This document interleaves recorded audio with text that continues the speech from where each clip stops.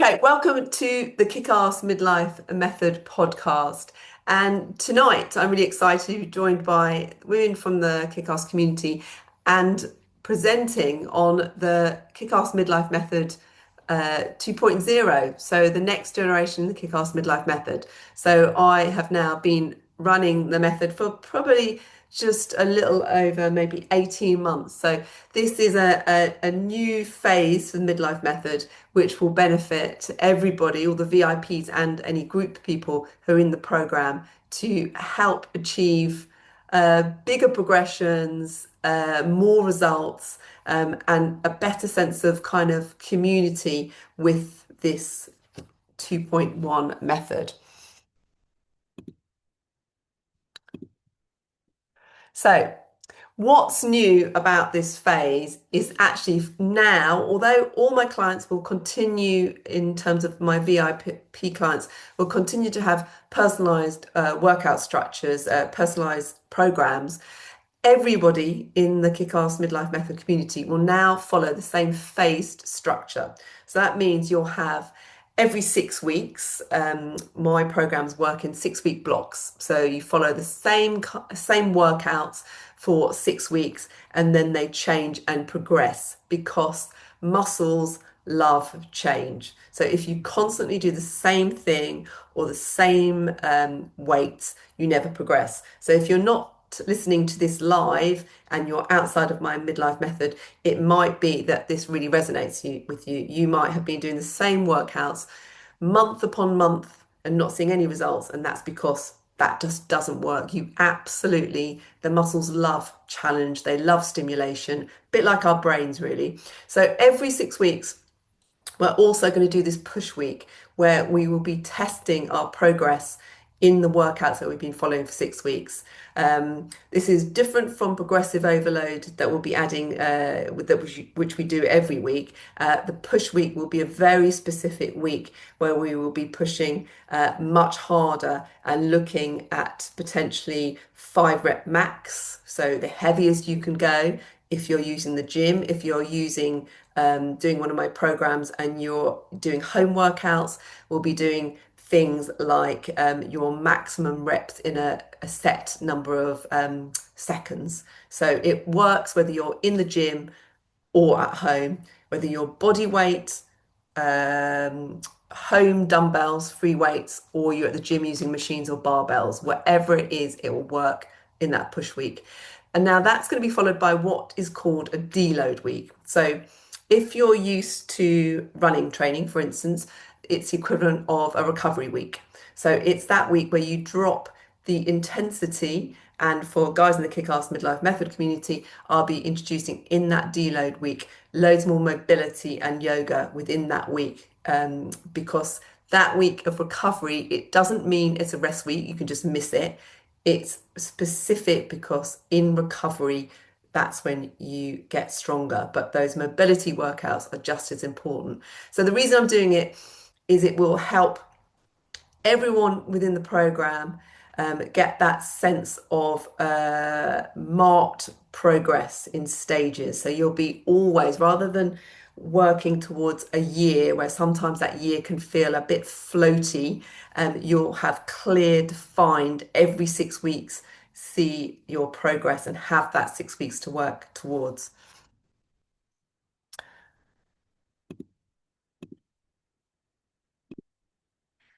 So just digging into this a little bit more, like what is a push week? So yeah, as I explained, a planned week. So it's an absolute planned week. So and hopefully that will help also make you really consistent during the 5 weeks before that, because you know that that planned 6 weeks point is where you're going to test everything that you've been consistently overloading, progressively overloading up to that week. So it can be a heavier load, as I said, a heavier load, more volume, or a higher effort level. So duration, heavier dumbbells, or potentially more sets.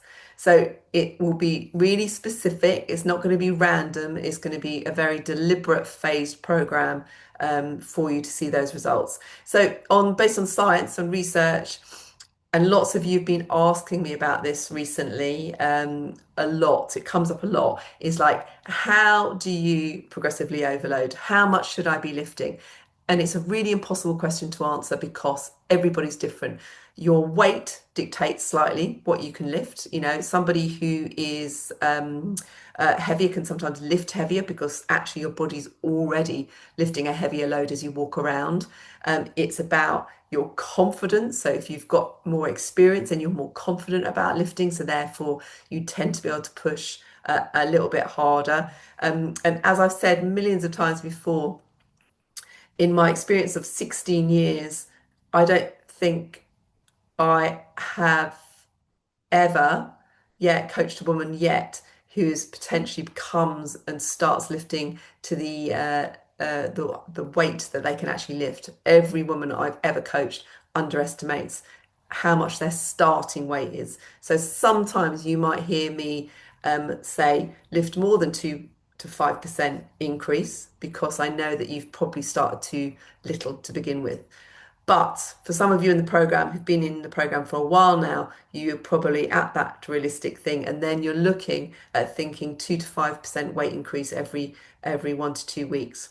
But your push weeks, as I mentioned before, particularly if you're using the gym or you're at home but you've got a lot of weights to choose from, you're looking at doing 90 to 95% of your and trying to discover what your 1 or 5 rep max would be. Now, I'm going to explain that obviously all to you in a little bit more detail when we get to those push weeks.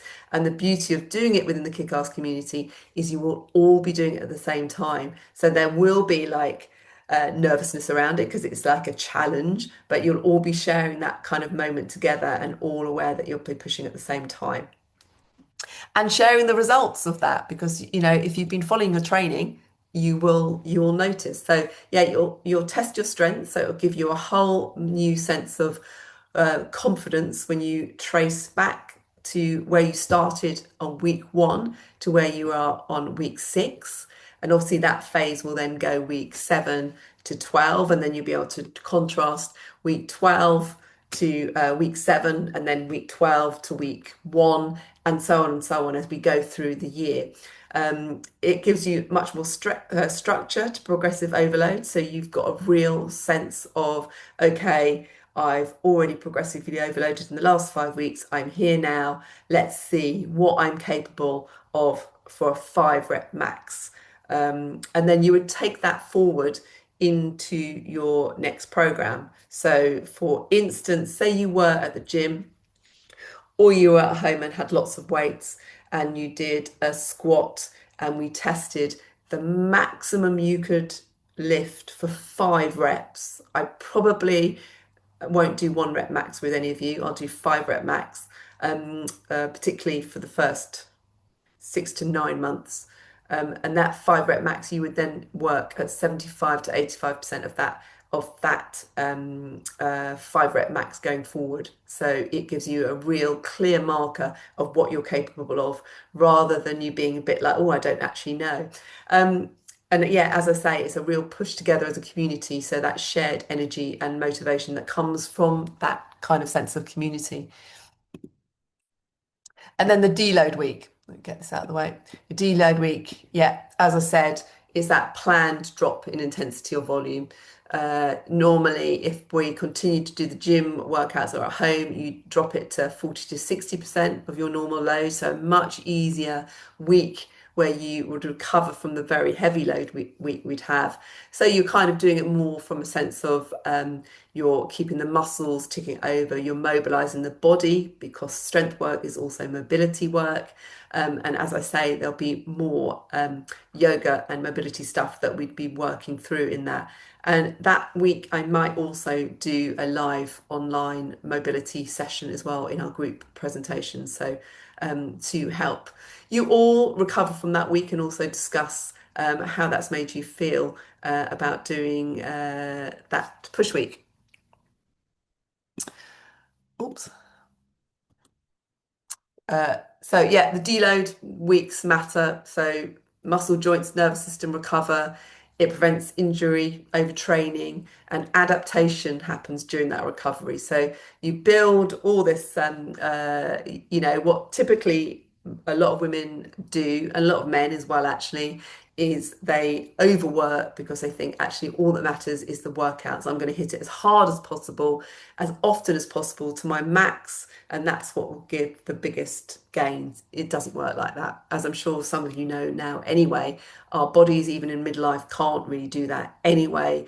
And even when you were younger, if any of you done that, you probably recognise now, looking back, that it wasn't the greatest thing because you can get injured or you're exhausted, so you don't get the best out of yourself. You need to have a recovery week, which is when your body adapts to the load and the challenge you put it through. And in that recovery week, you're rebuilding your muscle fibers, rebuilding that kind of mobility, and getting ready to be able to lift stronger the following week.